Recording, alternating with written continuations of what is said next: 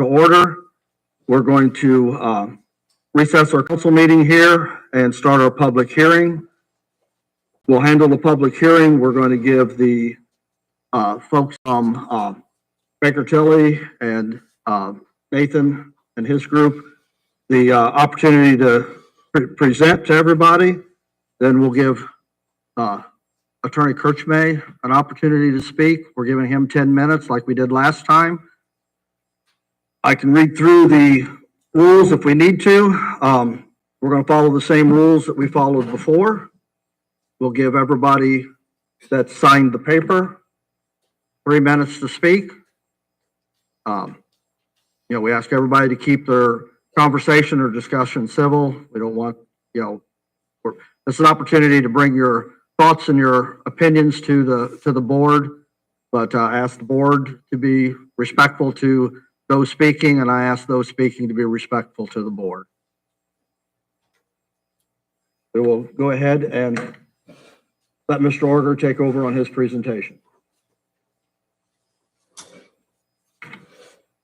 All right, thank you, Ken. So you all have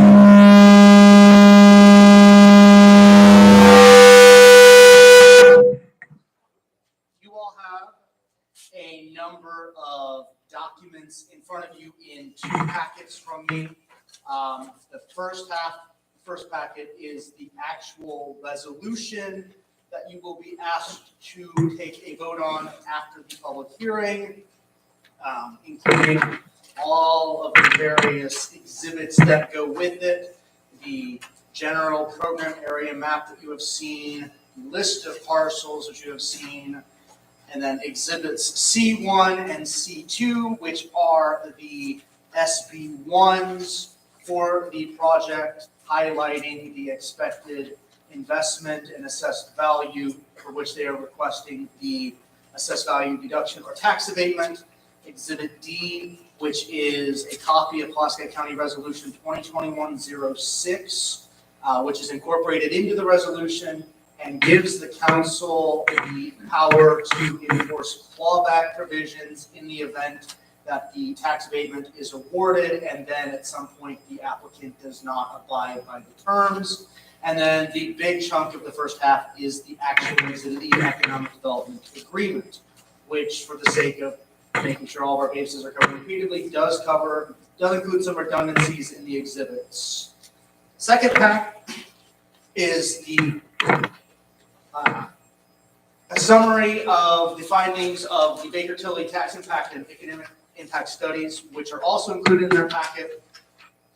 The spreadsheet that I had put together based on the tax impact study showing the anticipated annual maximum levy growths for the county, the affected townships, West Central, Francisco Library, up to and during the anticipated tax abatement 10-year period, and what that would impact. Then you have the actual studies from Baker Tilly, which Mr. Semler and Mr. Martin will be walking you through in a moment. I will just going to briefly go over some of the key findings before I hand it over to Matt Muller and the rest of the Invenergy crew to introduce the project a little more thoroughly. Per the Economic Development Agreement, if this tax abatement is awarded and the Economic Development Agreement is executed by the Council and the Board of Commissioners, the county will receive $10 million in unrestricted use economic development payments from Bottlebrush in 10 annual $1 million installments. Considered in a vacuum, which is to say that if the maximum levy never increased, if no other solar project happened, if no other positive or negative impact on assessed value happened in the county, even with a tax abatement, the project would reduce the property taxes for everybody in the county, or the project would, because of the increase in assessed value on 1,500 acres anticipated to qualify for that reassessment by the assessment office. The county's share of the rate would be reduced by an estimated 0.7 cents or 1.57%. West Central Schools tax rate would be reduced by about 4.5%. The Francisville Public Library and the Salem Township rates, and I've combined them together because they are 100% overlapping jurisdictions, would reduce by about 8.5%, and Beaver Township's tax rate would reduce by about 6.25%. This will not happen in a vacuum. We will see maximum levies increase. We may see other solar projects happen. We may see other investment and or disinvestment. If we assume the maximum levy were to increase by 4% every year, which is an assumption I have used for the purpose of this document from the work Baker Tilly has done for us on the cash flow studies, with a 100% tax abatement, the project would still, with its reassessed land, pay for 74% of the cumulative 10-year maximum levy growth for 5 of those districts that I just listed. Over the 10-year period, during the abatement period, the maximum levy growth would be about 3.55 million.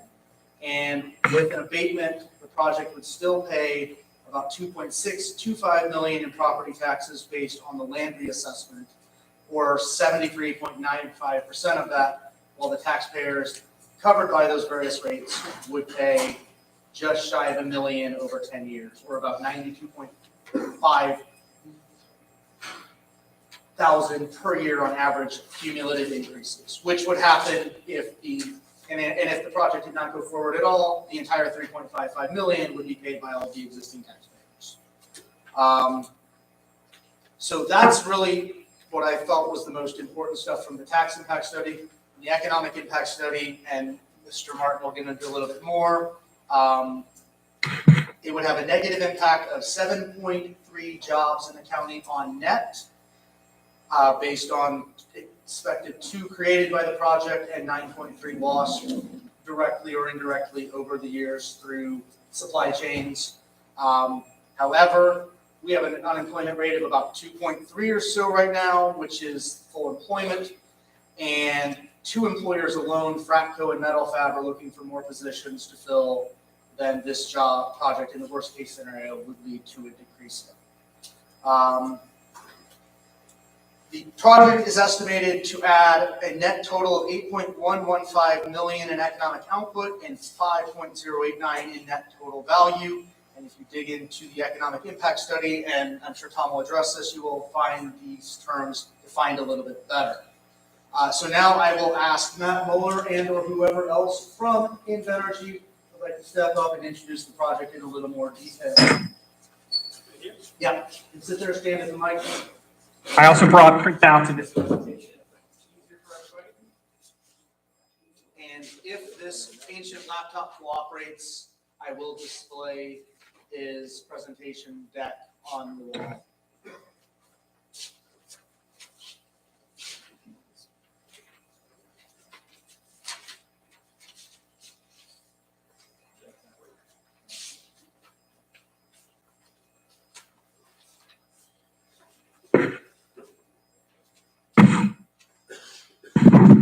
All right, thank you so much for your time.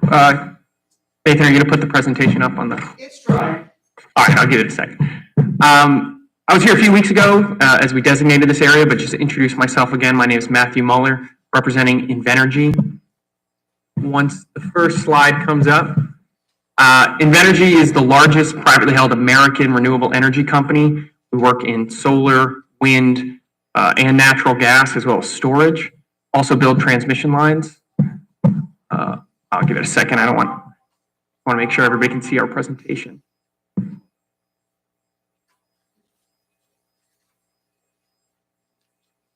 Technical difficulties, part of the job, so.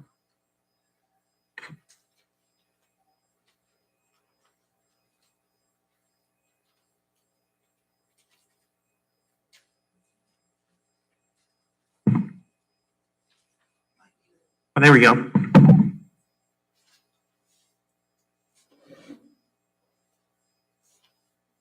You can go to the next slide.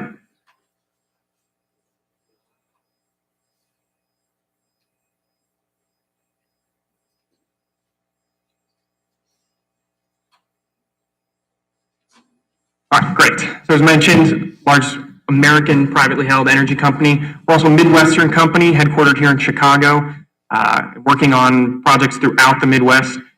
We already have 2 projects in Indiana under construction in Clinton County and in Sullivan County. I expect in the next year to have 2 more projects started. You can go to the next slide, Nathan. I'd also like to say that I personally have been working on this project for the last year and a half. I spent a lot of time in Francisville and Winnemac, meeting with landowners, meeting with county officials to kind of push this project forward. So about this project in particular, it's located in Salem and Beaver Townships, just south of Francisville. It's up to 200 megawatts in capacity, which I think is similar to the previous project you've approved. That's enough energy for about 40,000 homes. As Nathan mentioned, that's an estimated 1,500 acres within the project fence when it's all done. And you'll see there the grass is planted. I mean, a big part of that is because your ordinance dictates that. Your ordinance protects and requires us to do that, but that is something we standardly do throughout projects. See a picture here of one of our solar projects in operation in Illinois. Nathan, you can go to the next slide. Thanks for the help.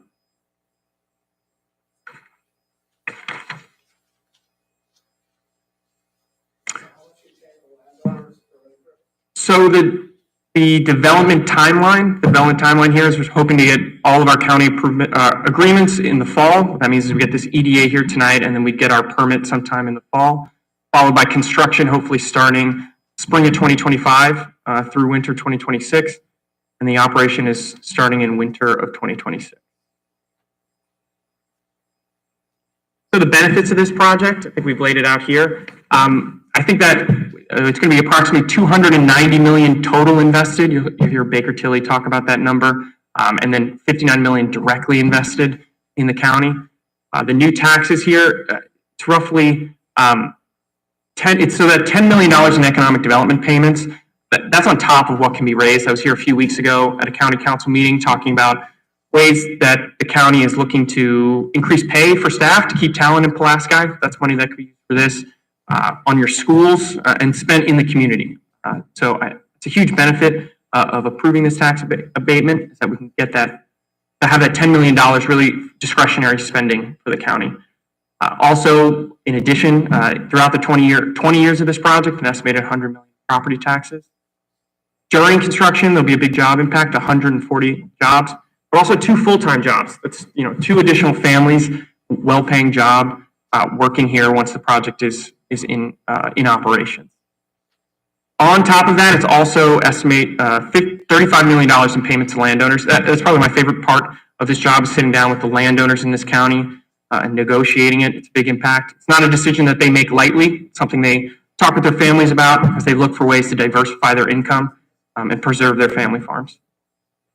Next slide, Nathan. Just a little bit about the technology. There are solar panels that will be on trackers so that they rotate to follow the sun, generate that sun into electricity, and then connect into that transmission line to put it on the grid. Panels are designed to withstand 140 miles an hour wind. I know there was a tornado. I was talking with one of the commissioners just south of here recently, and they drove down and saw that another solar project had no issue with that. It's because we're designed for this climate in this part of the country. Also with hail, if one were to break, it's just like a crack on your cell phone. We'll replace that panel. Also, I just want to say that these are good neighbors. These are quiet projects. We'll put in screening as required by the ordinance, and we've seen at other projects that behind the screening, people drive by, they won't even know that these are. See that screening also. Invenergy has an entire vegetative management team that works on making sure that we're meeting those ordinance requirements to have local pollinators planted under these arrays. Make sure that we get those good deep roots in here, because these are all long-term leases we're signing with the landowners. We're not purchasing this land. That means it's in our best interest to maintain this land as we're really tenants from these landowners. Great, so I just wanted to give a brief overview of the project. I know you'll hear more about the economic development, and I'm happy to answer any questions from the county council.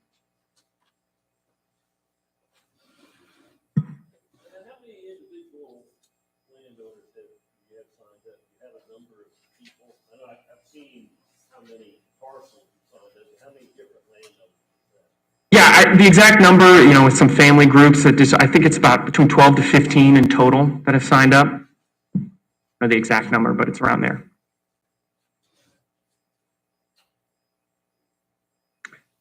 Any other questions from the council? Thank you. Thank you for your time. Yeah, of course.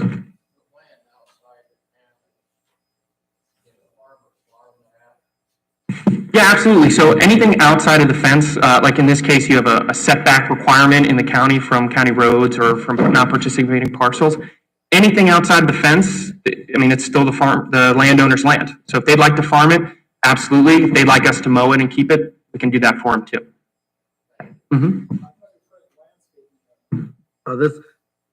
This time is for the council to ask questions.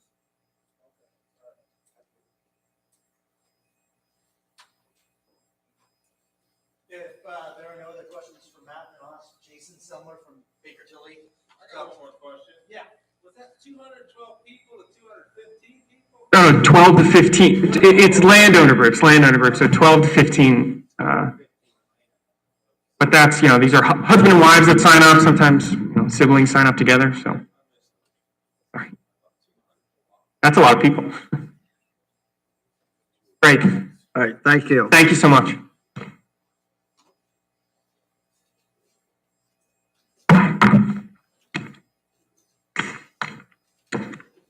Good evening. Nathan said, my name is Jason Simler, Baker Tilly. I serve as the financial advisor for the county. I think in front of you, and Nathan has on the screen, but I also think in front of you have a copy of our report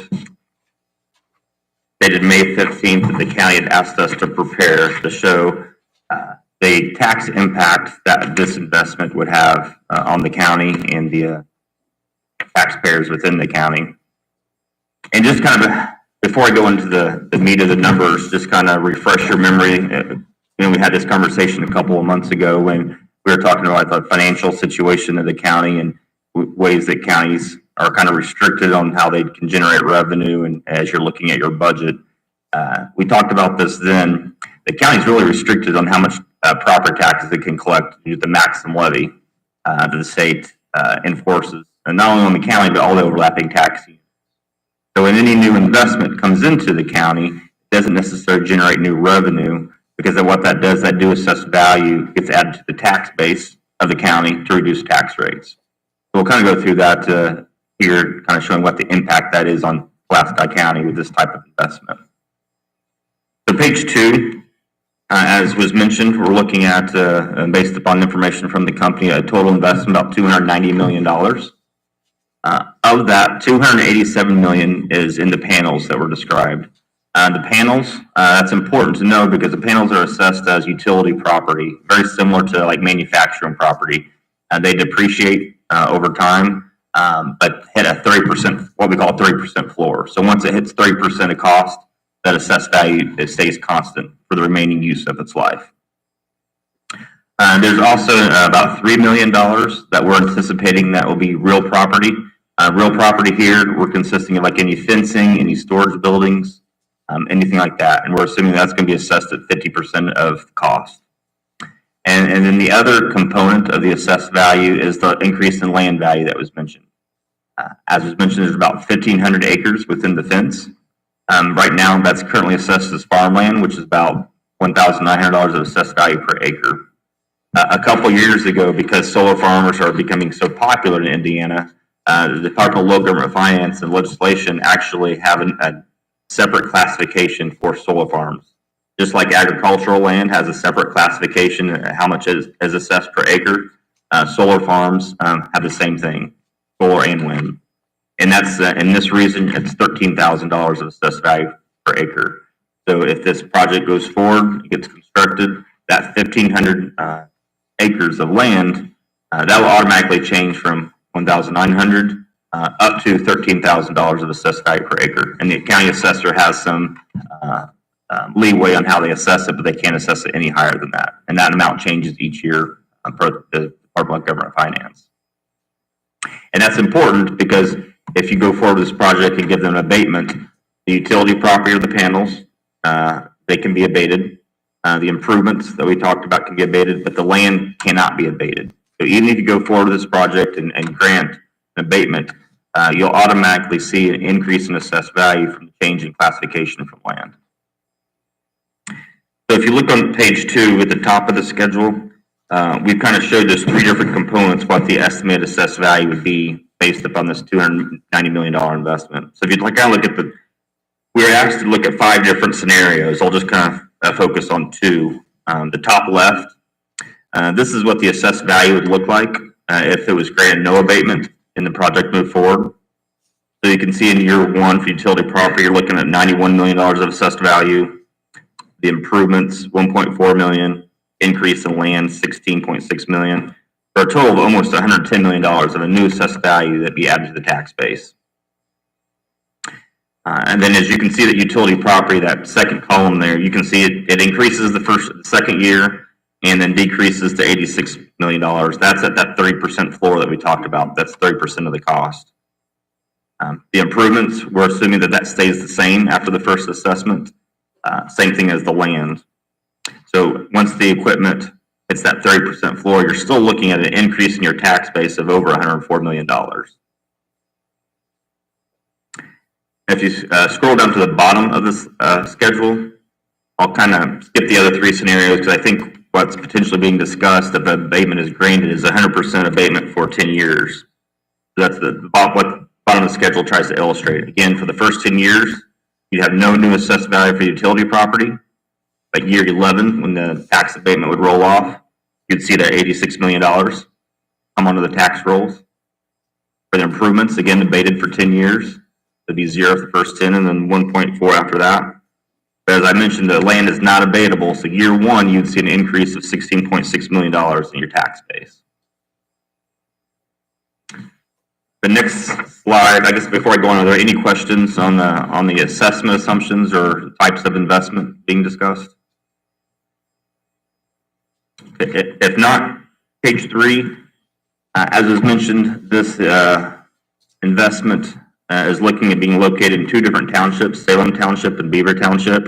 So we just allocated, based upon where the solar panels are anticipated to be at this time, where that investment, that $104 million is going to be located in each township. As you can see, the majority of it is going to be in Salem Township, about $72 million total panels, versus the $31 million in Beaver Township.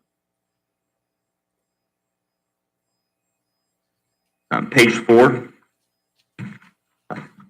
There's a lot of numbers here, but what's kind of important is, as I mentioned, this new investment, it's not really going to bring in new revenue to the county. That's why the economic development payments that Nathan mentioned are so important to the county, because that's where you're really going to get new money that you can fund new projects or help fund new operating costs. But what this new investment does, because it's adding assessed value to your tax base, it's going to reduce tax rates. The question is how quickly is it going to reduce tax rates, depending upon the type of abatement that you give. So again, keeping everything else constant, I mean, nothing else changes except for this new investment. If you look at Salem Township, the current tax rate in Salem Township, when you look at the county rate, the township rate, school rate, is $1.29, 1.2966. If you were to give no abatement as that assessed value rolls off, you can see this is the second column to the left. In 2030, that tax rate would drop to $1.04. So the tax rate would drop almost 25 cents per $100 of assessed value for all the taxpayers in Salem Township.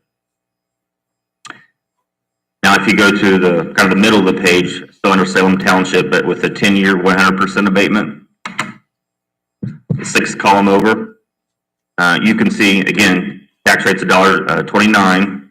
If you see the first year, it just drops down about 5 cents to $1.24. And the reason is because, again, if you give them a 10-year tax abatement, you don't get any assessed value from the utility property or the real property, but you do get assessed value from the land, and that's going to drop the tax rate down about 5 cents. And it would stay that way for the first 10 years as the abatement is granted, but then by year 11, when the abatement rolls off, then that's when you see that tax rate drop down to $1.04. Again, you're still going to see a benefit, just this, not the full benefit until the abatement rolls off. And you see the full benefit of all the assessed value. Same thing for Beaver Township. The tax rate there is $1.13, almost $1.14. You look at that first column for Beaver Township, if you're granted no abatement, the tax rate would drop by about 20 cents to 94 cents per $100 of assessed value by year 3. Versus if you look at the far right column, again, it takes about 11 years where your tax rate would see a reduction to 94 cents because, again, of the abatement. So page 5, we tried to quantify that for a homeowner here in Pulaski County. You know, what does that actually mean to them? So if you look at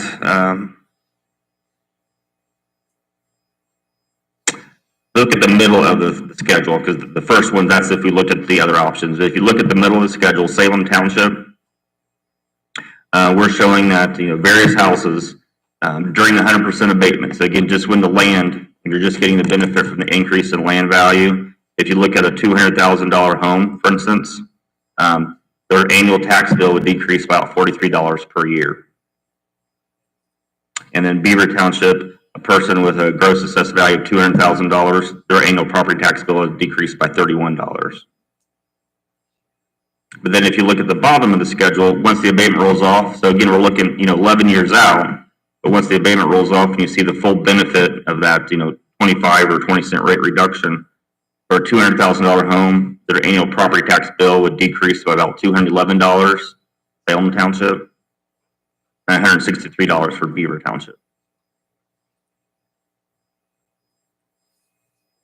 And then you can see the various different home values that we picked. And then I also did 1 acre of land, and then also for a business. But as Nathan also mentioned, if you trim the page, not just those who are living in Salem and Beaver Township are going to see a benefit. Really, everyone in the county is going to see some benefit. Just those living in Beaver and Salem will see the biggest benefit because they're in the same school corporation. But if you kind of look at the bottom of the schedule, the overlapping taxing districts, you can see Pulaski County, you know, your current tax rate is 46 cents. Once the project is fully constructed and the abatement wears off, your tax rate, just the county's unit tax rate, decreases 42 cents. That's about a 4 cent rate reduction. So everyone in the county is going to see a 4 cent rate reduction in their property tax bill. And if they live in Salem Township, it'd be an extra 2 cents. Beaver Township is a slight reduction. You can see everyone in West Central School Corporation, regardless whether they're in Beaver or Salem, it's going to see a 14 cent rate reduction. So those who live in West Central School Corporation are going to see at least a school reduction plus the county reduction of 4 cents. And you can see Francisville Public Library sees a 4 cent rate reduction as well.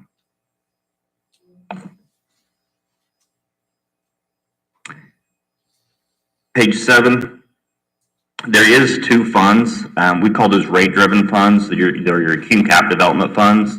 Those are funds that are, you can keep the tax rate the same. Even if your tax base grows, you keep your tax rate the same, and then you do generate additional revenue. And the county has a cum cap development fund, and so does Salem Township. So you can kind of see, if you look at the far right, you can kind of see for Pulaski County, you currently collect $160,921 in that fund. If your tax base increases by $16 million just from the increase in land, you can see you collect an extra, goes to $163,568, so almost $3,000 a year in your cum cap development fund for the first 10 years. And then after the abatement rolls off, it increases to $177,000. So you could potentially see an extra almost $17,000 in your cum cap development fund from this investment. And you can see Salem would also see a slight increase by about $2,000 during the abatement. And then once the abatement wears off, they could potentially see almost $12,000 of additional revenue in your cum fire fund.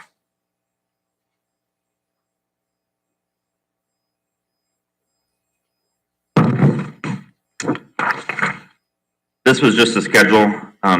We showed, Nathan mentioned about a 4% increase. We did look at historical for both Salem and Beaver Township, just what the tax rate has done historically for these 2 townships. And you can see, like Salem Township in 2019, the tax rate was $1.17. It actually went down almost 3% in 2020 to $1.14. It increased by 11 cents, increased by another 6 cents. And then this year, the tax rate went down to $1.29. decrease about 4%. But overall, for the last 5 years, the tax increase is about 2.6%. You can see for Beaver Township, the same thing, about 2.5%. And we took that 2.5%, we rounded up to 3%. If you turn to page 9, we looked at, okay, what do we think they would pay in property taxes over 20 years if they were given no abatement? And that's that second column there without proposed abatement. And you can see for the first 20 years, they'd pay about almost $42 million in property taxes. Now, again, that's not new money for the county or the school or the township. They pay $41 million in taxes. That means everyone else pays $41 million less in property taxes throughout the county. And if you look at the far right, if you were to decide to go forward with the project and give them a 10-year 100% abatement, you can see over that same time period, over 20 years, their property taxes would be up $27.3 million. So they'd save about $14.6 million in property taxes, assuming a 3% annual increase property tax rate.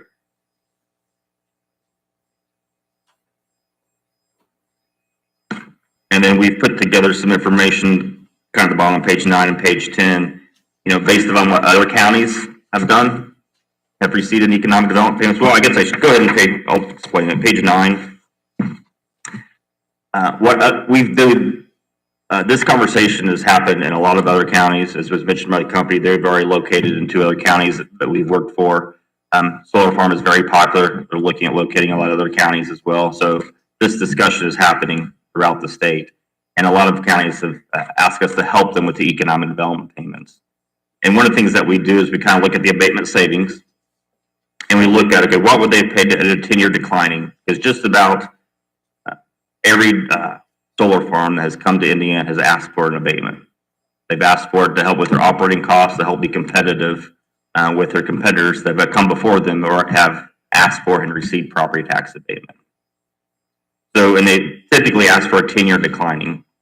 So what we look at is the difference between a 10-year declining and what the county is offering 100% 10-year abatement. So you can see under the 10-year declining, they would have saved about $7.9 million in property taxes. As I mentioned earlier, under what's being discussed here, 100% for 10 years, they're saving $14.6 million. That's a difference of $6.6 million.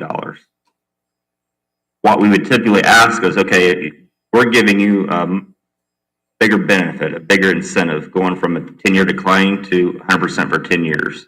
We'll give you that additional incentive, but you pay us back in the form of an economic development payment. Again, because new assessed value doesn't really help you as much as a county unit because it just reduces tax rates, doesn't provide any new revenue, which you need for projects and for operating costs.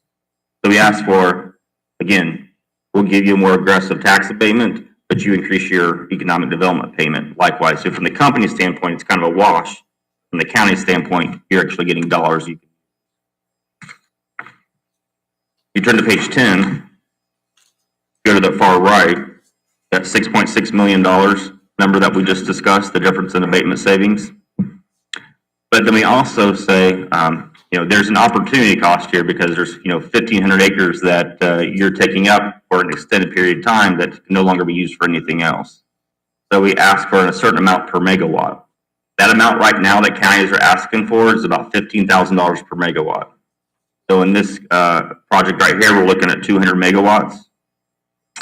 200 times 15,000 is $3 million. So if you take the $6.6 million of additional abatement savings plus the $3 million, that gets you $9.6 million of economic development payment. That's what a typical county is receiving right now in the form of economic development payment. As Nathan's mentioned, what's being proposed now is $10 million. So you're getting, I would say, slightly above the going rate on economic development payments, if that's accepted.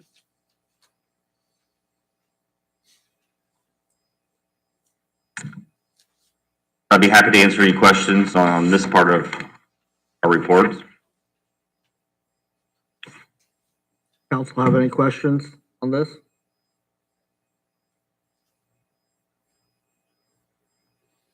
All right.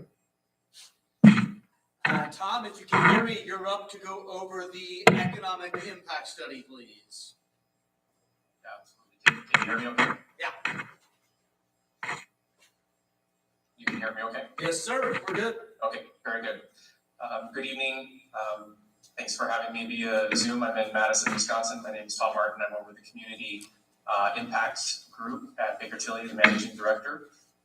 We prepared the economic analysis report. I'll just briefly kind of describe how these reports work and operate. I don't want to put the council to sleep, but I think it's helpful to at least provide some oversight as to how these reports are written, and then maybe define some terms to help you better understand as you're kind of reading through the report. In general, the report was prepared using an input-output model provided by the Bureau of Economic Analysis. The input-output models are widely used by economists to assess the economic impacts of projects within geographic areas. These models provide a systemic framework for understanding the interdependencies between different sectors of an economy, and then the ripple effect. So if you drop $1 in the pond of an area, how does it make its way to the shores of all the things that are happening within a geographic area?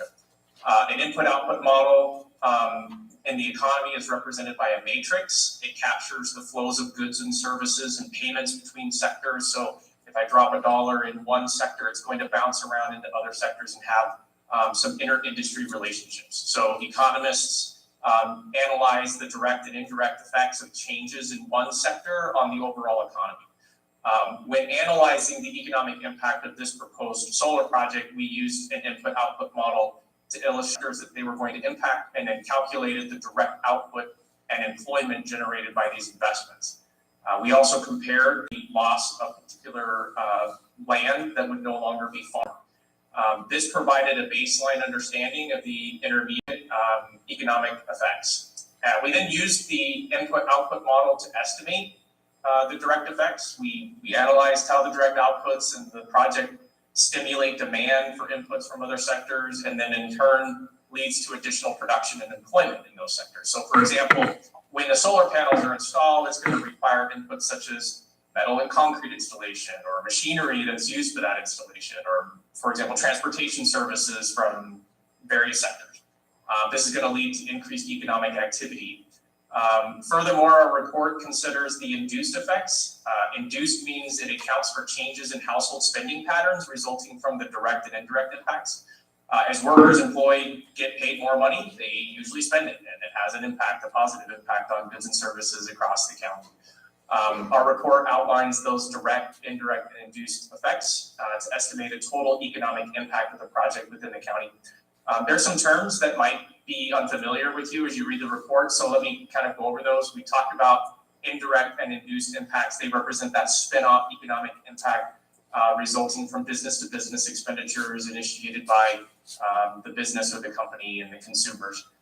The economic output is the gross output. It's the sum of all the sub-inputs and its final use. The economic output can be thought of as kind of the value of all the goods and services sold in the economy or the revenues of the businesses in that economy. The value added is defined as the value of the gross output less those intermediate inputs. So it's truly, the value added is truly kind of the what's extra, what's provided more to our area because of this particular project. Worker earnings or household earnings consist of wages and salaries. That's pretty self-explanatory. Employment consists of counts of jobs that include both full and part-time workers. Temporary construction impacts. So economists like us will use what we refer to as a job year. A job year is defined as 2,080 hours in a 12-month span. So we assume that if they are generating that many hours, we consider that a full job year. While the budget, so if you want to turn to page 3, so the budget was projected to be about $290 million, and at least that's what we analyzed in our report. We recognize that much of that will be purchased of equipment that will be outside of the county and will have no economic impact. However, in our report, we evaluated the impact of the installation of the panels. And so while significant, the economic impacts related to the construction are temporary. A total of 74.6 million of total economic output and 1,011 total construction years of employment, along with 61.9 million in total worker earnings will be paid to construction because of the construction. On page 4 of our report, at the bottom page, table 1, we summarize the impact of the ongoing operations in comparison to the economic impacts of the loss of land use. So the net negative outcomes in this particular case are related to jobs and worker earnings, as fewer labor requirements are needed to operate the solar projects versus the farmland. However, you'll note at the bottom of table 1, there is significant economic output related to the revenue generated by the solar project in relation to its total economic output to the county, as well as value added output and land payments made by the solar company. So the net benefits in jobs and worker earnings are a net negative, whereas the total economic output of the project is a significant positive. While the rest of the report goes into details on these summary pages, and I'm happy to answer any specific questions, I think maybe beneficial to look at, skipping to page 13 of the analysis in relation to the overall health of the economy, which we always look at to say, if there is going to be a net negative, can that be absorbed quickly by the geographic area? And you're seeing a very strong positive, while maybe there is a loss of some residents over the last 5 years and potentially projected out to the next 5 years, the employment situation is very strong. So jobs grew by over 357 over the last 5 years and are projected to grow by another 276. And then turning to page 15, the unemployment rate within the COVID year is trending significantly low and shows a very robust job situation. So we're not in a situation where we have, anywhere near high unemployment. So these jobs that potentially may be lost will most likely be reabsorbed into the economy. So I'll stop and see if there's any questions up to this point on the analysis. Any comments or questions from the council?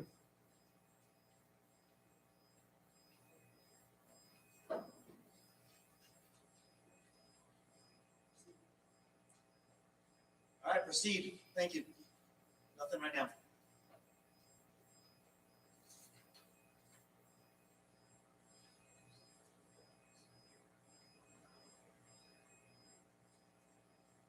Yes. Oh, I guess he's done. I thought he was just taking, That's for us for the time being. yeah, I just thought he was taking a break.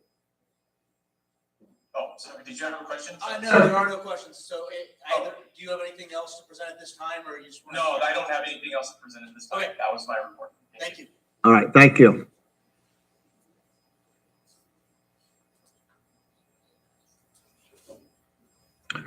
All right, you got anything else to present, Nathan?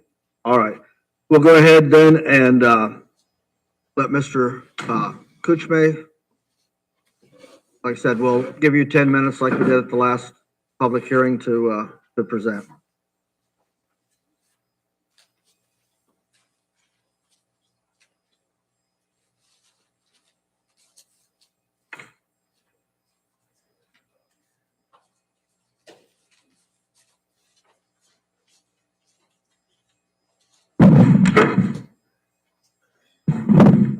Okay, thank you. So again, my name is Jason Kuchme. I'm an attorney with the law firm of Snyder, Morgan and Kuchme, and I'm representing Connie Ehrlich and a number of other property owners here in Pulaski County. I did pass out to each of you before the meeting began, and I emailed copies earlier today. Those are my clients' written objections to the E.R.A. designation and the tax abatement request. Those written objections, they identify each of my clients by name, and they also list a number of objections and reasons why the requested tax abatement and designation as an E.R.A. Should be denied. And those objections, you'll note, they fall into kind of 4 broad categories based on the information presently available to the public and which was provided to my clients. And notably, we would submit that information is deficient, just right out of the gate, in that Bottlebrush never filed an application. And apparently tonight they may have given you a statement of benefits. Both of those are required by statute in order to get the tax abatement. But the The written objection, as you go in there, it lists 3 different statutes. Each of those statutes refers to an applicant as well as the filing of an application requesting designation of property as an E.R.A. My clients did submit a public records request in an effort to secure a copy of the application as well as the statement of benefits, and they were told that there were none, and none were provided. Even as recently as Friday, my clients reached out to both the assessor and the auditor and were told by those individuals that there was no statement of benefits. And again, none was provided to my clients. Just right out of the gate though, without an application, I struggle to see what we're even doing here tonight and struggle to see why the preliminary resolution was even approved. If you just think about that, if you're being asked to approve something that wasn't even applied for, and then obviously what you're being asked to approve is very significant to the county here. And the information that we sought, and frankly that should have been provided both to us and to you, that information is critical, not only to your ability to make the proper decision, but to my client's ability to properly remonstrate in order to oppose this request. Now, in addition to the failure to file an application, and I'm going to say the statement of benefits because I still haven't seen one. Nathan, his opening remarks suggested that they were in your packet. But the property at issue does not meet the requirements necessary to be declared as an E.R.A., an economic revitalization area. Tax abatements, they're not passed out like candy to solar companies. Tax abatements, they serve limited purposes, and only a very limited class of properties can even qualify as an E.R.A. in order to be considered for a tax abatement. And what property meets that standard? I said it before, I'll say it again. I want you to think of brownfields, think of contaminated property that nobody wants to develop. Tax abatements serve as the carrot to get somebody to fix up their property and to make it productive, to develop property that would otherwise just sit there. Tax abatements are not meant to make a given development on productive land just simply more profitable. Indiana Code 6-1.1-12.1 sub 1 defines an E.R.A. as an area which is within the corporate limits of a city, town, or county which has become undesirable for or impossible of normal development and occupancy because of a lack of development, cessation of growth, deterioration of improvements, or character of occupancy, age, obsolescence, substandard buildings, or other factors which have impaired values or prevent a normal development of property or use of property. I've included that definition in the written objections before you. And those are not just empty words in the statute. The Indiana Court of Appeals has told us, I cite the case in the objections as well, the purpose of an E.R.A. deduction is to encourage development in an area suffering from economic decline. And the case that I cited goes on to say the E.R.A. deduction is not intended for an area not yet suffering from the economic decline necessary to render it an E.R.A. The law is clear and it needs to be complied with. The property at issue here, it is not impossible to develop. It's not an economic decline. It does not have impaired values. It is primed to be developed. It is prime agricultural farmland. It has irrigation. It has the tiling in place. It's developed for ag. It's used for ag. It can be used for any ag purpose. The objections that you have in front of you also include materials confirming that the land in the area produces very high crop yields at a high average price per bushel, and the cash rents are at record highs. This is not a case where it's necessary to incentivize real estate that somebody would not otherwise develop. I also note in the objections, I think it was about a year ago maybe, there was a recent amendment to the E.R.A. definition by the Indiana legislature referencing agricultural property. That was the new subparagraph C that they added. I just want to make a comment that new amendment has no applicability here. Subparagraph C, which is also referenced in the objections, provides that an E.R.A. includes ag land that as a condition of being designated as an E.R.A. will be predominantly used for ag purposes for a specified period. Well, here there is no condition. No such condition exists anywhere. Moreover, since Bottlebrush never submitted an application, there's nothing before you confirming whether the real estate or any portion of it will be predominantly used for ag at any time. There's just nothing to confirm how much land remains for ag use and how much land is going to be under panel.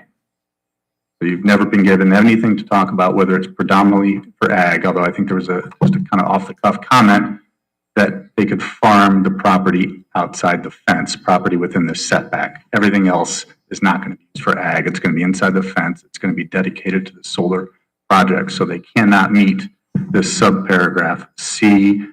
This land does not meet the E.R.A. definition as a matter of law. And I would note that while this is critical and you have to qualify as an E.R.A. in order to get the tax deduction, until I sat down here tonight, you never even heard the word E.R.A. Nobody speaking on behalf of Bottlebrush addressed that critical requirement at all.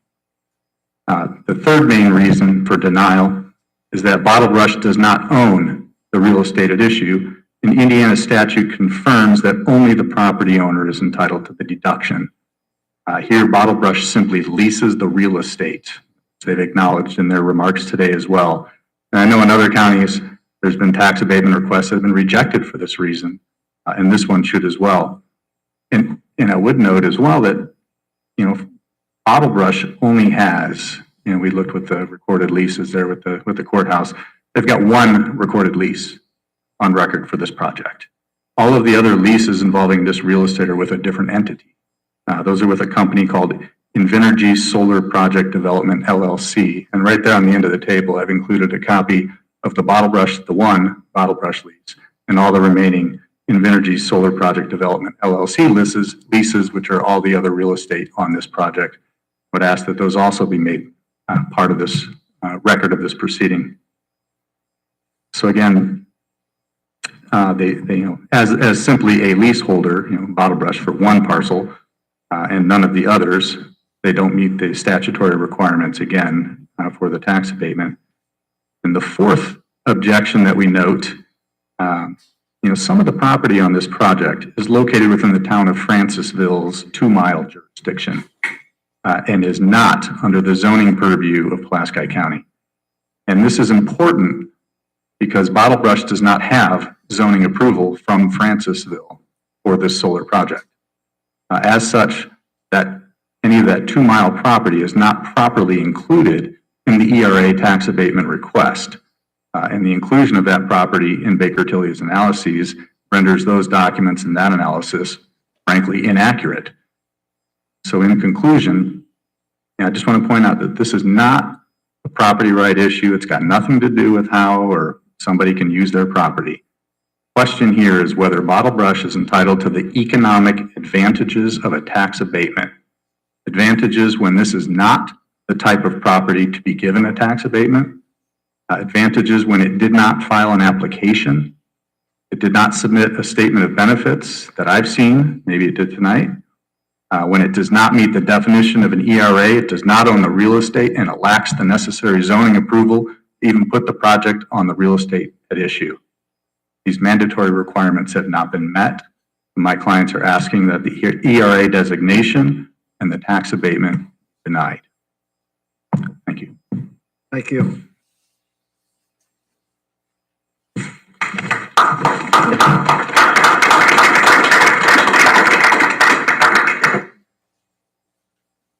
All right, we'll go on to the public hearing portion of this. Like I said, we're going to follow the rules that everybody should have seen when they signed their paper if they were speaking. If you wish to speak at the hearing, you will sign in the council public hearing request to speak form. You'll be required to give your full name, address, phone number, email address, and designated whether you are a Pulaski County resident or not. Each person that signs up to speak at the public hearing we will be required to speak into the designated microphone and state your name and all comments in a manner that can be heard on the board by the board. Each person will be called in the order in which you signed in. Each person that signed up to speak will be given 3 minutes to convey their thoughts. You may not assign or designate your 3 minutes to another person. Speak on behalf. It will be your opportunity to alone speak. Mr. Teedy will be running the clock for the 3 minutes. I will call your name up. Like I said, announce your name and you'll be given 3 minutes. Joe Mayor.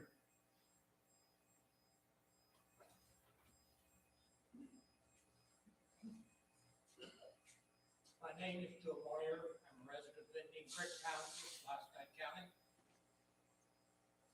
The first thing, I have 3 points I wanted to make. One, we all recite the Pledge of Allegiance. The last 3 words, and justice for all, should carry a meaning. Most of us recite it. 2, citizens of Pulaski County have not had a chance to review all material that apparently the council now has. How do we sign a blank check? How do we, all of your authority comes from the government to being elected. We are to advise you. We cannot advise you if we do not know what's going on. The last thing is, these panels are damaged by our change. I have pictures from Brown County, Texas. This concludes number 1. Thank you, Mr. Moyer. Thomas.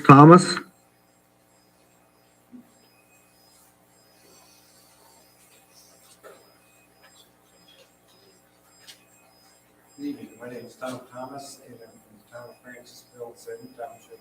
I am the town board president of Francisville.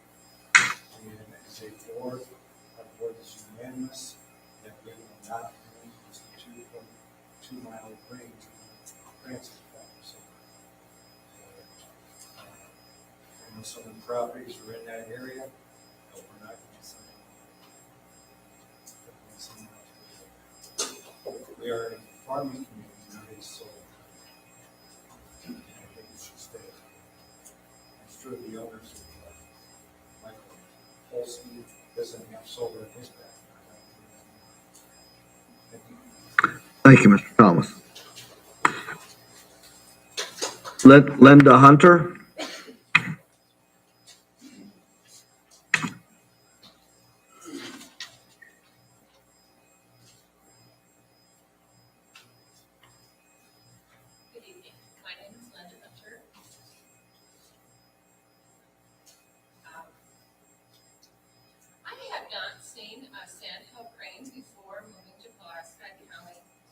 Purchased our property in 2020 and spent 2 years developing a property. We moved here to see more peacefulness and a slower paced living experience. Since moving here, we have seen wildlife such as deer, sandhill cranes, not to mention wild turkeys, raccoons, all these interesting animals. These would be moved out. The sandhill cranes would stop coming to Pulaski County if there were all these solar panels around, such as they have present on Route 10 in Jennifer County. The sandhill cranes have nowhere to go. I do live on 550 North in Madeiryville, which is across the street from a proposed industrial site. It is managed. Currently is the former Odom Farm.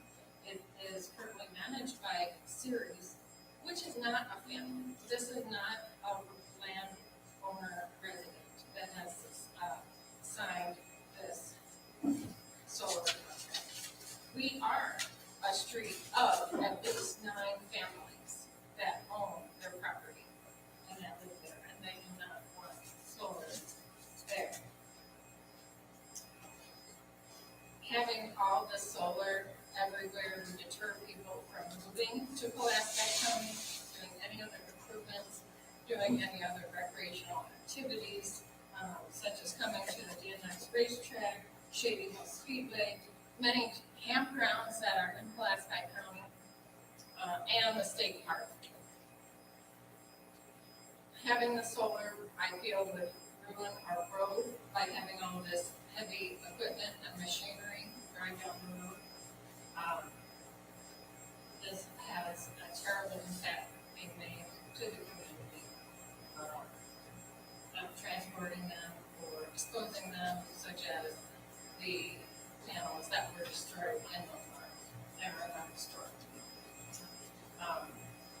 I urge the council to vote against industrial solar.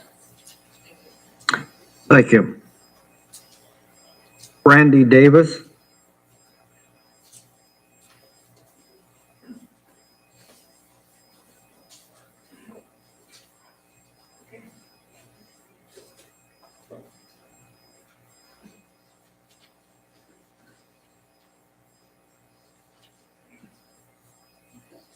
Randy Davis from Beaver Township, resident of this county. And just to, just one of my thoughts that just kind of pushes again, government wants more money to play with. We'd rather have that than to care about people losing their jobs and going. It's just typical government. You're ever saying goodbye to some employed families and don't really hear about the property, our property value, no matter what the reports say. Property tax reduction, what they talk about, big deal compared to what we got to do with those counties.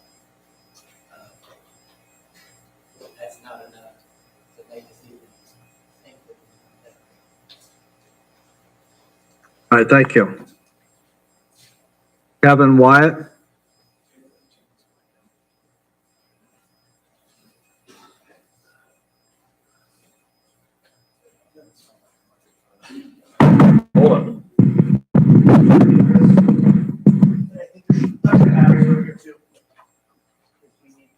Just need this. Okay, change it for right now.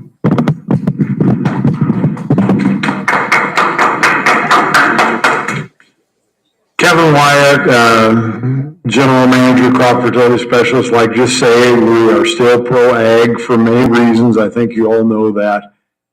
We're against the tax abatement promises. In the world of businesses, we've heard a lot of promises over the years, and let's just make it simple. No tax abatement for any of the outsiders. Have the same rules as the rest of us play by. And while we're at it, we have a lot of unrestricted development going on here. We need to have a moratorium. You guys need to push the clutch in. Thank you. Thank you. Ross Davis.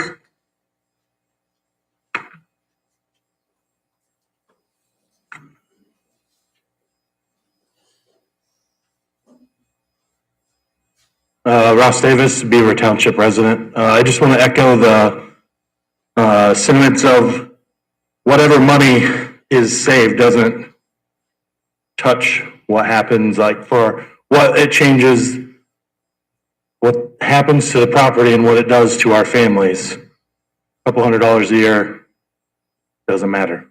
So just wanted to echo that. Thank you. Connie Ehrlich.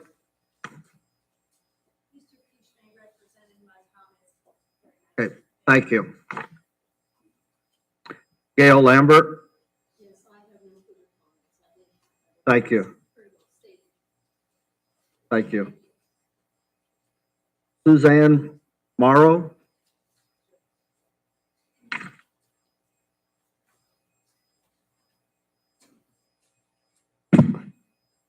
I would just like to say that I don't know how anybody can trust any company that doesn't even come and have the right application when they're asking for approval for something, doesn't matter what it is.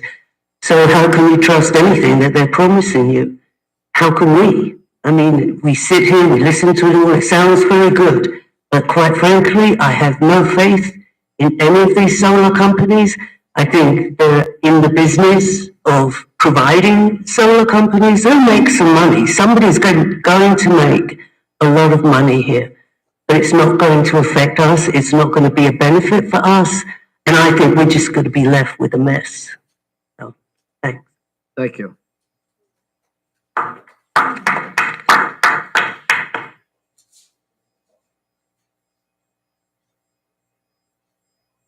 Bruce McDonald.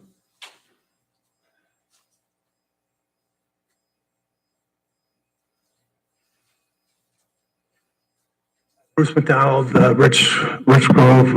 I just want to reiterate the trust factor. And that was a good question you asked about, can you farm around the solar property? And the correct answer was yes, but not where the landscaping is. And the gentleman that did the presentation tonight, he'll tell you anything. You know, these corporations, they'll tell you, you know, whatever you want to hear. Of course, you cannot, if you're going to landscape it, you can't farm around the property.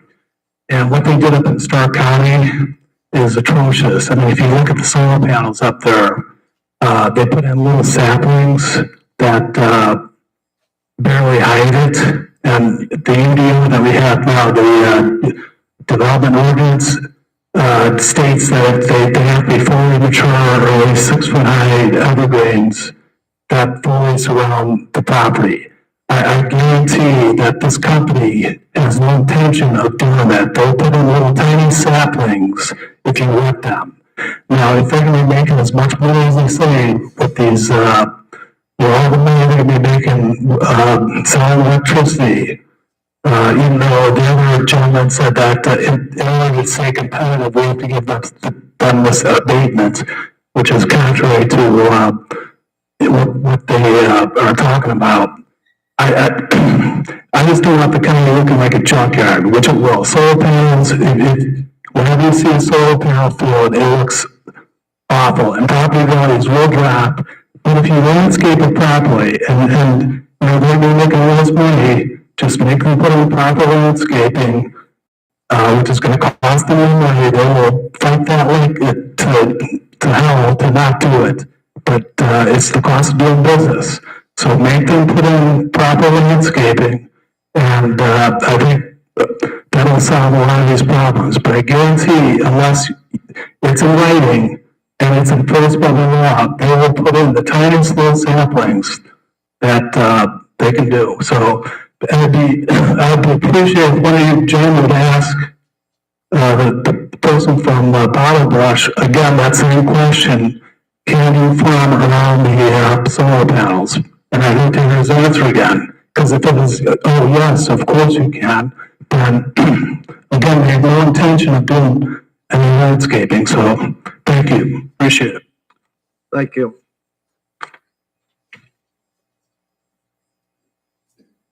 James Jordan.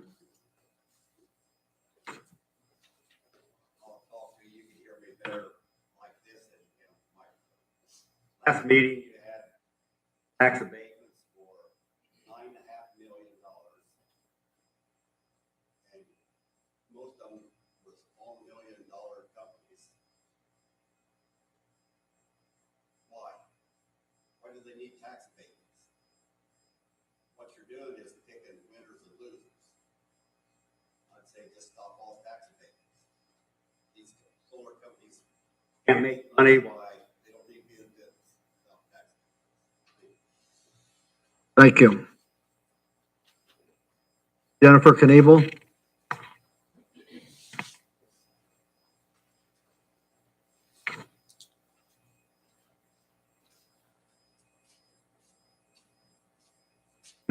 I want to thank the council for showing up to these meetings. You guys have a rough job to do. And I'm hearing a lot of this for the first time tonight. My main point is, we're going on nearly 3 years of dealing with solar companies and negotiations and trying to figure out what to do. And we've got people in this county who are at the top, who are negotiating these deals. First ones to meet these solar companies when they come in, And after 3 years, and everything the community's been through, I'm sitting up here today, hearing for the first time that essential elements for this company weren't even met. Didn't even fulfill the correct paperwork. 3 years. All the lawsuits. And we still, and I'm not talking to council, I feel for you guys. I do. You guys are put in one heck of a situation when the job isn't done before it gets to you, public hearings like this. I think it's time for some people in this county to realize they're ineffective, they're not doing, and they're not watching out for this county, and I think we need some new leadership. And I'm sorry, County Council, that you're put in this position, but I'm shocked tonight to hear what I'm hearing. And I'm assuming it's true because we've got some people in this county that are very thorough and are checking things with a fine-tooth comb. And it's not happening at the top. And it's a waste of a lot of people's time. It's a waste of a lot of people's money. And it is causing a cultural and social problem in this county that none of us deserve. Nobody. So I hope that you heard what Mr. Kuchme said tonight, and I hope you understand what could be coming in the future, and good luck with your decision. I hope you make the right one based on what I heard tonight. I think there's only one decision you can make because you represent the county, all of us, and I appreciate you being here tonight. Thank you.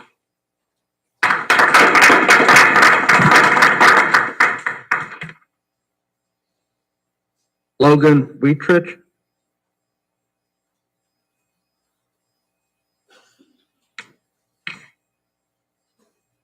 My name is Logan Wietrich, Francisville, Indiana. Recently moved back home, and also will note I am one who will benefit financially from this due to the hard work of my previous family.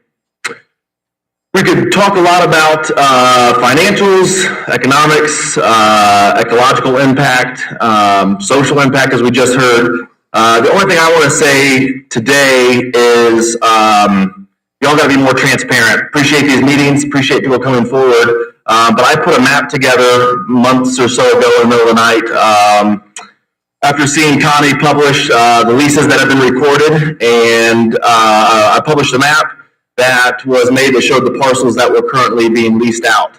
After that, there's been a lot of discussion. I wish Chuck Mellon was here tonight. I saw an email from him that said it was misleading and there's misinformation about that. And all I have to say is there wouldn't be misinformation if the information was being relayed by the council. And it's been said you guys have a tough job. I understand that. Y'all got other things to do as well, rather than being on this council. But first and foremost, a lot of this struggle wouldn't be here had you just been transparent about what's going on. If people in the county knew the vastness that this was taking up, you know, we might be more educated on the subject. So all I want to say is here on out, let's try to figure out how we can be more transparent so everybody knows what's going on, and we can make educated decisions based on that. So, thank you. Gene Beecher.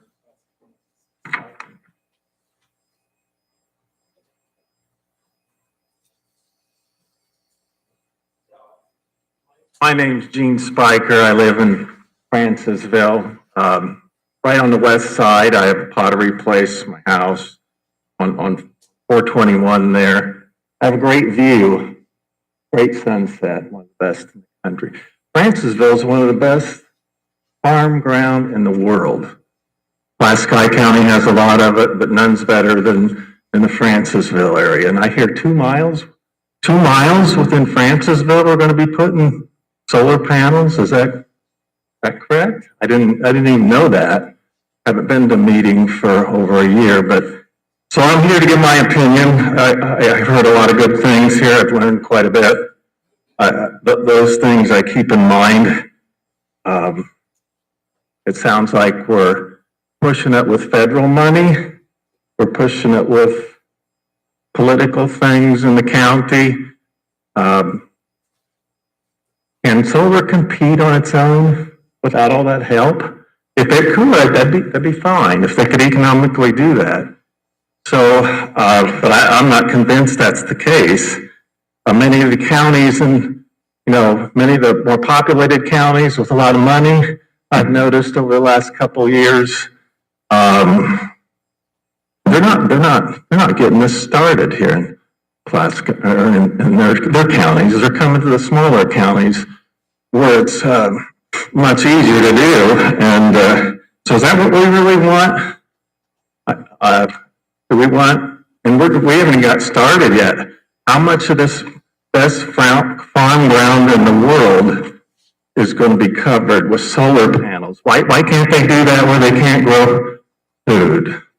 That's some points to ponder. Thank you. Thank you.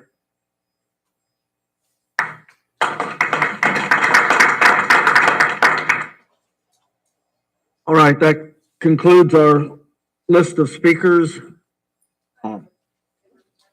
Oh, you've got one? I'm getting ready to ask if there was anybody else that happened to have one. Thank you.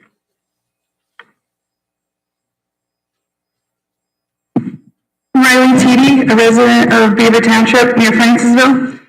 Those numbers don't mean a lot to me, but I do know that there's very few people, that 2 of them could handle 6,000 acres of farmland. And that's what we're talking. We're replacing farmers for 6,000 acres with 2 full-time jobs. Yeah, there's people that are gonna be hired to start it, but what farmer doesn't hire seasonal labor? It's the same difference. One final comment is that I think it's time to start protecting people that want to plant their lives here instead of these random companies that show up and maybe they're going to be effective, we don't know. But we have people that were born, raised, come back here, or people that move here. Let's take care of them instead of whatever company shows up at our door. Thank you. Thank you.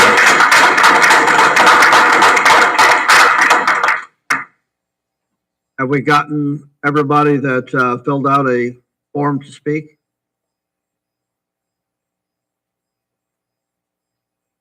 Did you fill out a form? Okay.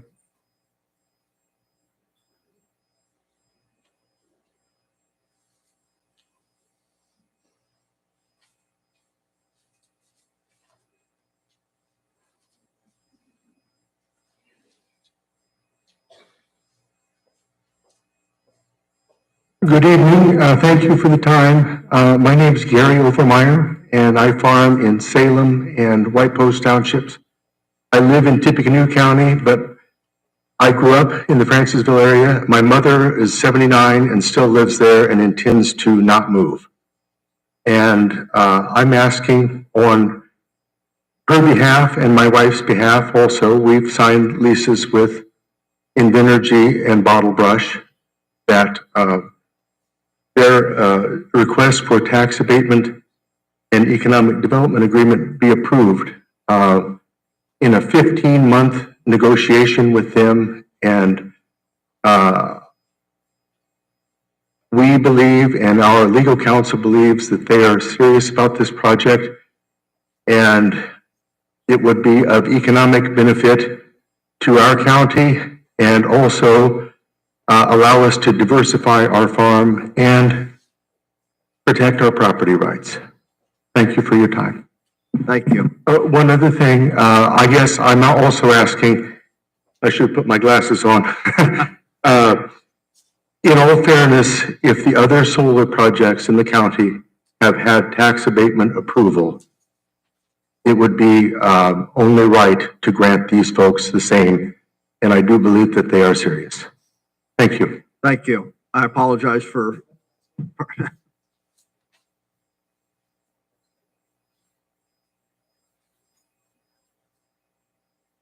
All right. We'll go ahead. If there's no further public comment, we'll go ahead and close our public hearing. Then we'll open it up to resume our council meeting and open it up for discussion by the council.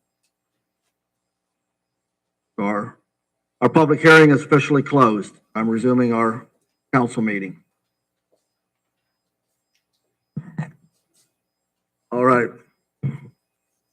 Council have any comments or discussion?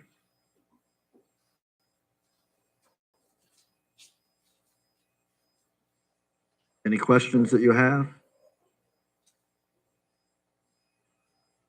All right, if not, we have a resolution that has been put in front of us. I'll entertain a motion to approve or deny.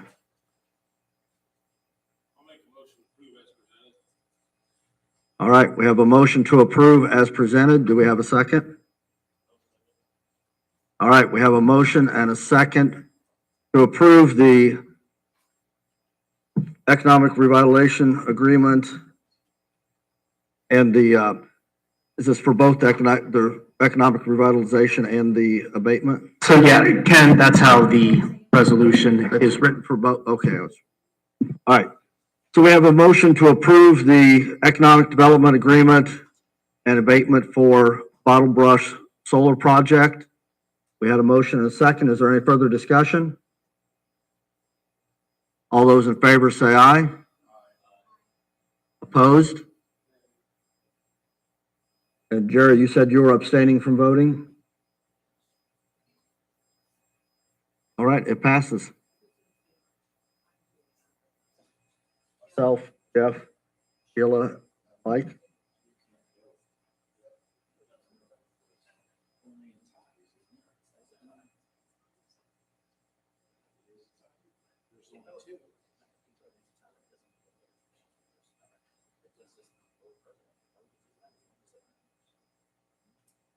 Then opposed.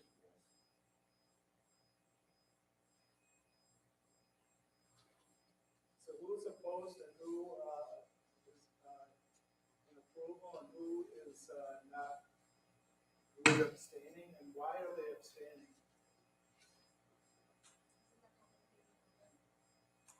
Yeah, we'll have a opportunity for the public to speak at the end of our meeting. That's when we do our public comment and board conversation. All right, we'll move forward with the meeting. C.D.C, your part is taken care of. The auditor had some abatements and stuff that needed to be reviewed and presented.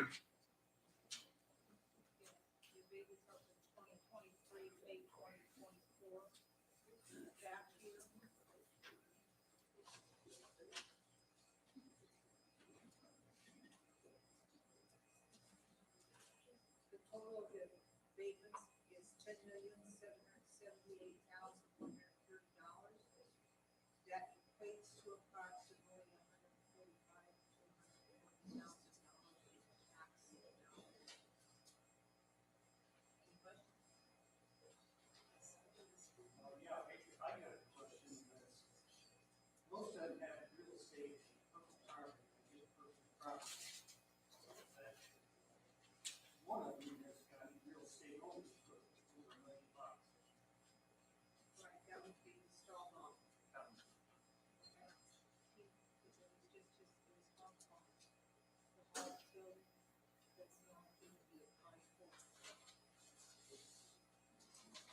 It just seems odd.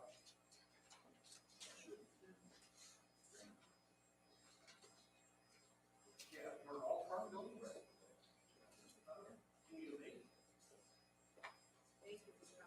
Actually, under the new state law that Mr. Kuchme mentioned earlier, there is a lot more flexibility for agricultural property than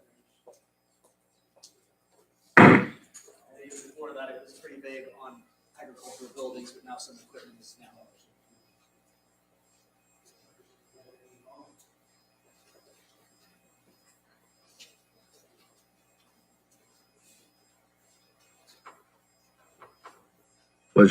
Did you get the answer that you needed?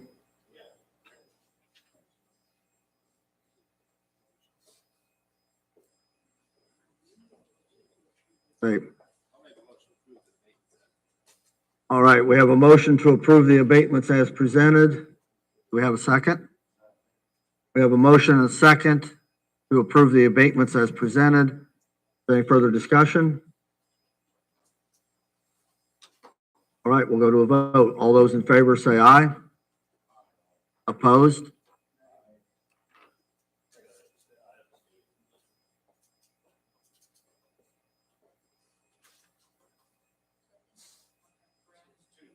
Yes.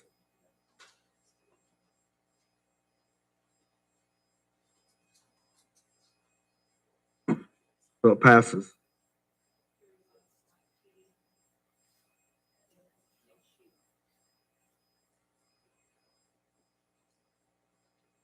Then we have library appointment. There was actually two of them, correct?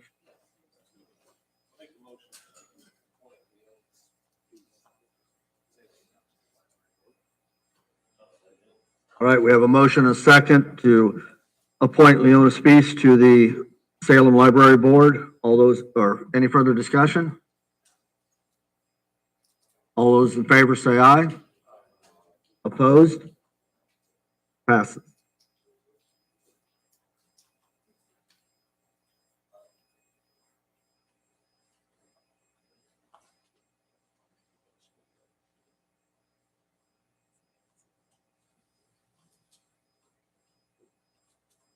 So,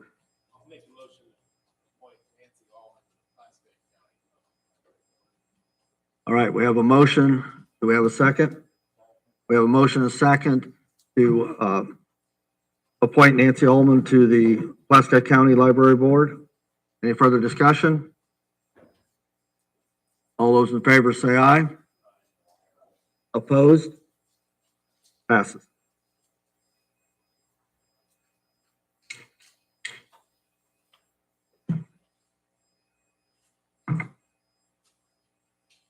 All right, we had some transfers.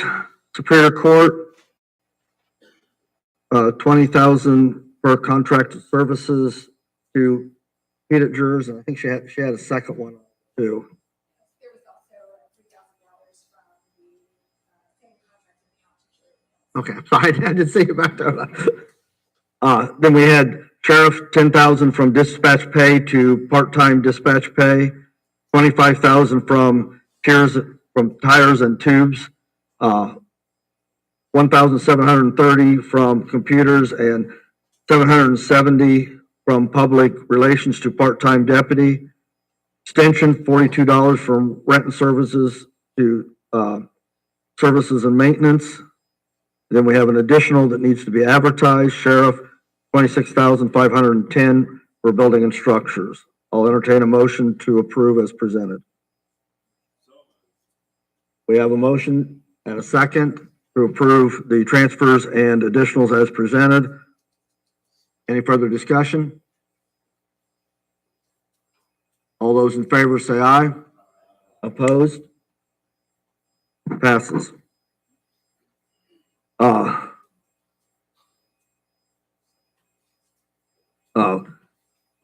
We don't have the minutes for the meetings available, so we'll table that till next meeting. Matrix and payroll discussion. At the last meeting, did we actually finalize what we were going to say for the increase? Okay. Well, I sent out an email to everybody. I guess myself, I look at two things going on in Pulaski County right now. We're trying to figure out how to do wage adjustments, which is one side of things, and then we have what we do every year, which is our annual cost of living rate. And what is put in the budget that needs to be prepared for, that the departments need to know, is their annual cost of living raise. I guess, I've talked with, well, Jason's not here, but I've talked to Jason Semler. I've talked to a number of folk in the last couple of weeks, trying to come up with something to help our employees, bridge that wage difference that we have with our regional competing counties. And so what I thought, and well, I guess first of all, even if we didn't do any pay raise right now, we're still trending in the wrong direction better. So can we actually afford to give a raise? By numbers on paper, we can't. But we also have to continue to be competitive out there in the marketplace. So we have to, there's only a number of things we can do. We can cut the budget, decrease the budget. But most people that are here have either been through budget sessions, they've either worked for the county and done budgets themselves. Jill is really the only one that hasn't been in either one of them two roles. And history tells me over the last few years, we've talked about cutting the budget. We cut a little bit here, a little bit there. But to get the money that we would need for the employees to give them a wage adjustment, I have never seen that kind of a cut come, and I'm not sure how we would do that without decreasing staff to begin with. So, I'm, after, like I say, a lot of conversations, I'm at a point to where, we either don't give any, just say it is what it is, and we'll deal with things the way they are, or we hedge our bets a little bit, and we make an investment into our employees, and we try to give them some kind of a wage adjustment. What my thought was is we take the regional averages that have been put together by the C.D.C office and their staff, and this year we say we give them roughly a third of that, which would be, I think the numbers roll out somewhere in the $500,000-600,000 range. But if we give them a third of that, and it'd be on a tier, there's some people that already are at the regional average, so they wouldn't see a raise. There's some people that are at 5% away from the national or the regional average, so they would only see a 5% increase. But up to the top, where people are furthest away, they could see up to a third. And then we turn around and we say we're going to give our cost of living adjustment that we give every year. We give that to everybody. That's just not to the ones that got a pay adjustment. That goes to everybody. Even people at the lower, that are at the regional average would still get a cost of living adjustment. Of course, that cost of living adjustment, wouldn't be at a 5 to 10% increase. It would be at more of a 3% increase in my mind. So, I mean, that's what I'm proposing. It's not a perfect scenario. I know it's going to blow the matrix up, and we would have to kind of set the matrix aside for a while. For 1 year, I would also say that in the next year, between 2024 and 2025, we have to either figure out a way to fix the matrix to where it works within the regional averages and all, or we have to go to a different platform, go back to a platform where each job has its top tier pay.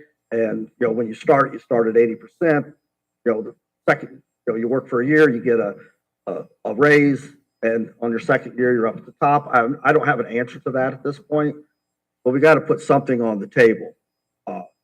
So far, I haven't seen anything else come. I'm not saying it's perfect. I'm open to suggestions, but that's what I'm suggesting that we try to do. I'm not saying that and it's going to take a while. It probably wouldn't go into effect till after our budget cycle is over at the beginning of the next year. But I've had a couple people call asking what they need to put in their budgets for their cost of living increase. Need to be able to give a number.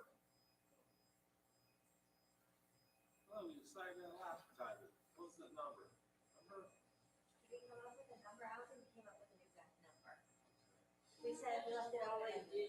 They've already been turned in. Yeah.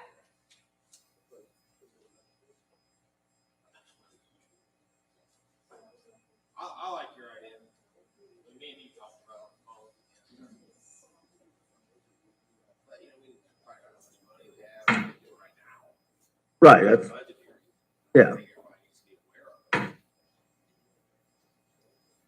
Yeah, and I fully agree. Like we've talked, and I've talked with other, yeah, I agree. It wouldn't fall into play until after, we go through our budget cycle, figure it out into the budget, and then, starting at the 2024 year is when it go into action. But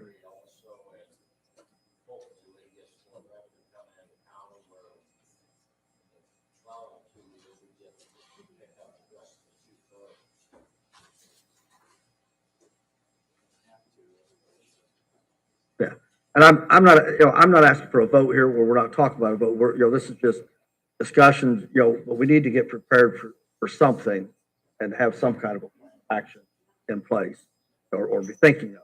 So there's a, yes. Yeah. Yeah.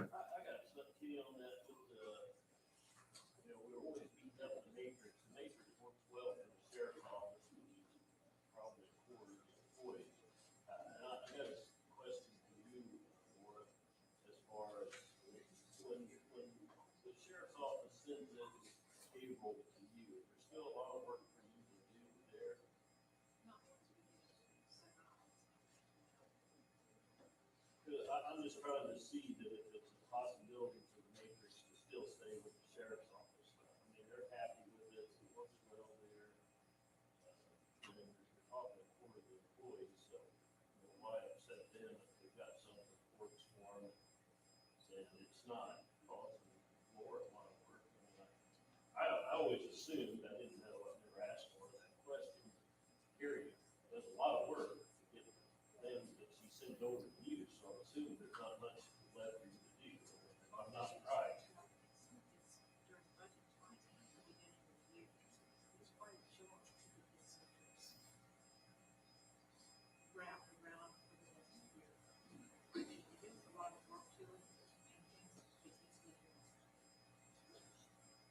The thing you sent out also showed other counties had the sheriff's office off. And I assume it's the same way with that matrix position. I'm assuming most sheriffs have that person do their payroll.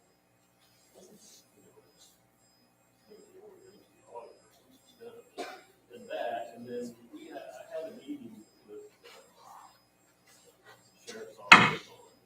They have another proposal on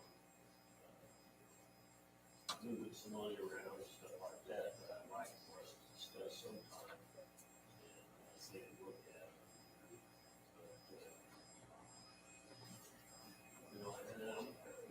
It's a quick question that we're looking at ARPA money running fund. Just to do this third or what do you? No, it would right now, it would come out of our cash reserves. Before Baker Tilly projected how far out we could go on, or if we did the whole thing at one time, how far we could go out on cash reserves. And Are you called, where's that? Sorry, if we did that, what you're saying, and we did whatever that expected amount was, the whole thing, not a third, did we have 3 years of funds that were gonna be able to use before it was depleted? yeah, roughly. And that's using all of them and not a third. So you wouldn't even have to use the ARPA money, Jeff, you would just use what we have. And, There. yeah, unfortunately, Pulaski County is a little unique to the fact of, we don't, we're a small county. We don't have big industry. We don't have big infrastructure. We don't have a lot of ways of generating revenue other than raising taxes. We're held to that by the state to where we can only generate so much off of tax increase. Right. But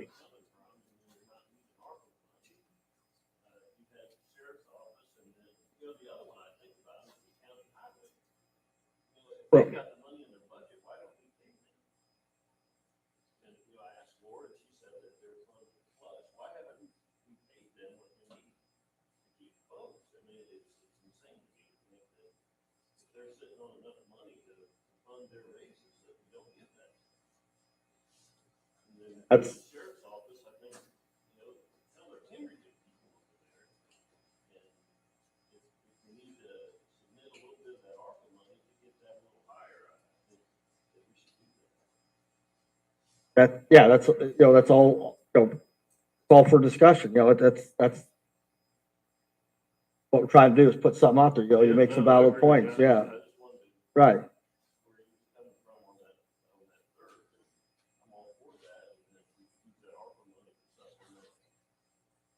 Some of the other folks, another thing I wanted to bring up about Laura sent an email out on the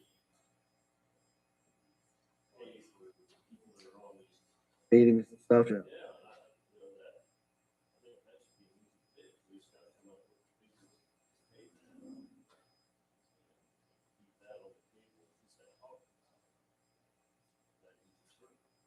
No, I agree. You know, that's why I had down there meeting pay on the things, I guess, and like I said, the being able to remote in was a great help, and it's a lot better than trying to do it by a phone call and stuff and all, but it still was a little difficult because not everybody uses mics and stuff, and also was a little difficult to hear. And like I said, everything that I understood when I got back, that there hadn't, I heard the discussion, you said something about 10% and all to put in the budget and all, but I hadn't heard a number given. I've had a couple departments call, so I'm more concerned about that right now. I've had a couple departments call asking, and I don't know what that number was. Okay.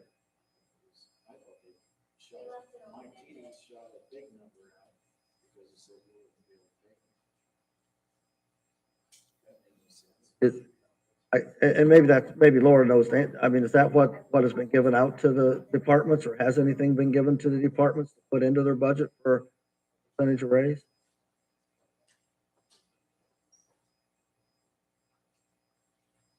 So I guess because these folks are doing their budgets now and all,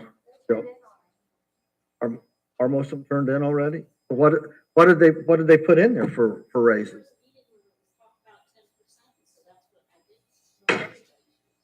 Okay. And I guess that works. We can always come down from there. We don't, we can't go up, as we know, we can always come down. So, all right. I mean, if that's what everybody's using and that's what's been done, then that's what we'll roll with.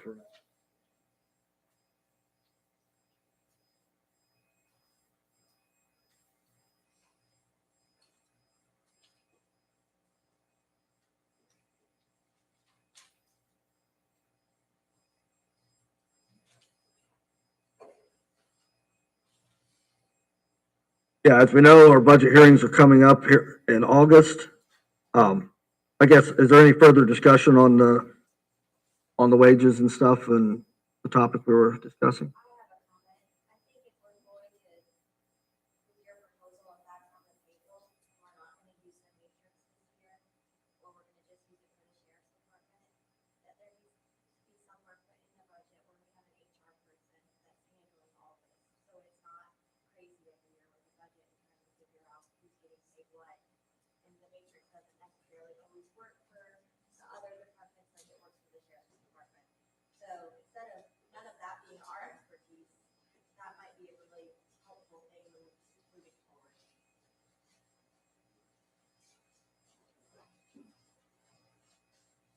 Noted. Any other further discussion? All right, our budget hearings are coming up. So here in August,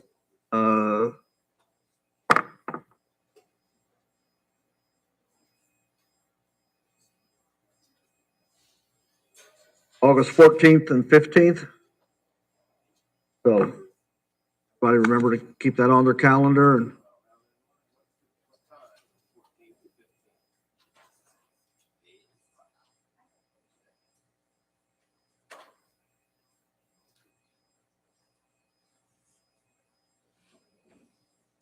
And so, okay. Oh,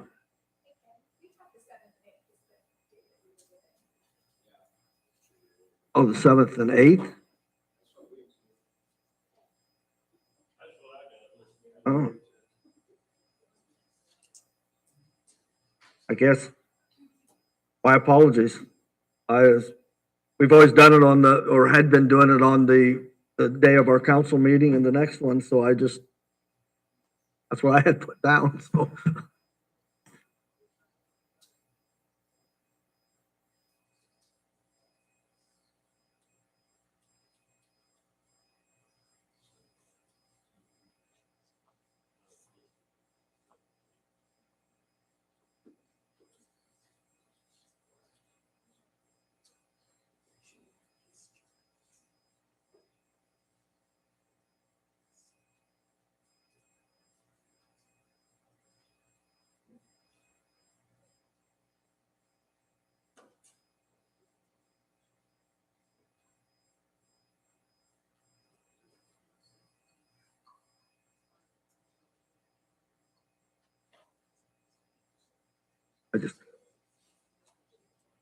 I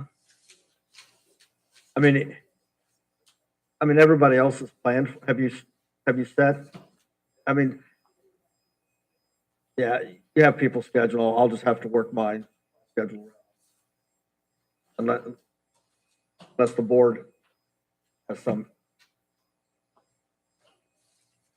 Yeah, we'll just keep it on the 7th and 8th and we'll figure it out from there. All right, public comment, board discussion, or board reports, anything that the board has to report? I went to the AIC at Meadow Springs. There we talked about the new law that are coming into the county. See a bunch of new counties. And workforce meeting, a solid waste district meeting, and Kirksey's anniversary event. We had a meeting out. That's all I did. So you had a busy month, yes. I just wanted to make the council aware of kind of the situation that we have right now. Normally, on a normal year, over the last, I would say, 3 or 4 years, exclusive of 2020, we do about 2 to 5 jury trials.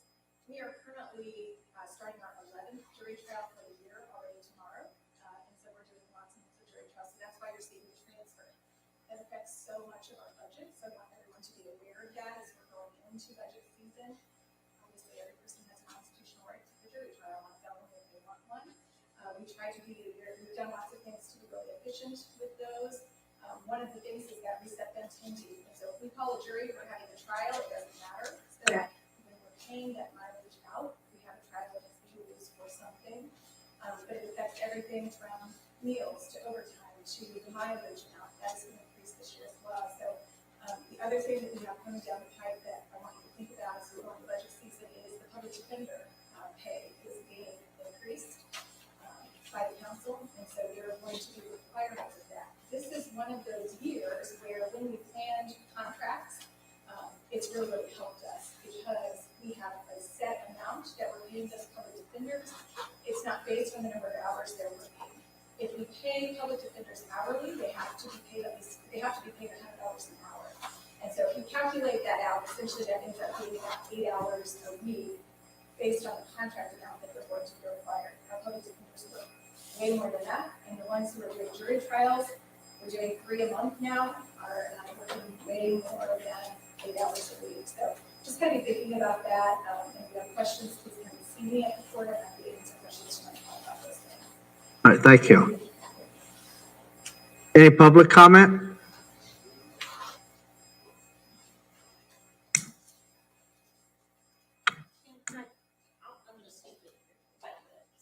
Yeah. I just want to say that the cost of living increase handed out last year was 5.9%, almost 9% this year. We talk about 3% raises. We talk about picking and choosing. Gets a raise, doesn't get a raise. It's difficult. Those of us with have people, long-term people, who are going to get less of a raise because they have worked for the county for so many years. It seems counterintuitive to me when we have employees that have dedicated themselves to Pulaski County, don't get as much of a raise. So I would keep that in mind. Thank you. No, thank you. I do have a public comment. All right. Is that right? Yep. I find it interesting that we have trouble making raises. I'll say, could you step up here so everybody can? Yeah, you can hear, it's not a problem. I find it interesting that we are having trouble making raises, but are talking about adding another employee to payroll with HR. Secondly, I find it interesting that we take 20 minutes to discuss and understand a budget, but you took 0 minutes to try to understand the 36 pages of numbers provided by the solar company in public discussion. So there you go. All right, thank you. All right, any other comments? Yes, ma'am. Please don't do your payroll like this every year. You are dealing with people's lives. And they go home and wanting to know how to prepare their own budgets. You must be fair. You must pay attention to what's going on in this country. Don't jeopardize our workforce by treating them as you're messing. Please keep that in mind. Y'all don't look at me. I understand body language, I get it. But nevertheless, it's wrong. It's wrong. Don't do your people like this.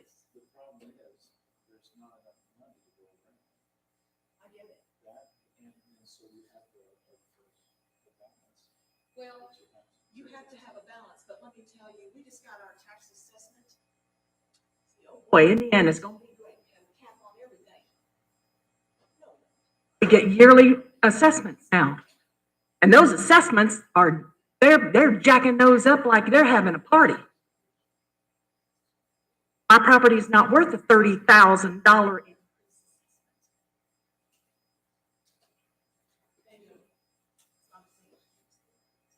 Don't do your people like this. You need to have it all decided before you come to this meeting. Don't do that. You're messing with people's lives and they're sitting around wondering what they're going to be able to do, what they're going to be able to count on.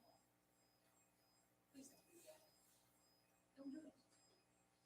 They belong to this community. They vote, I hope. And they work here for the most part. Thank you. Thank you. Yes, ma'am.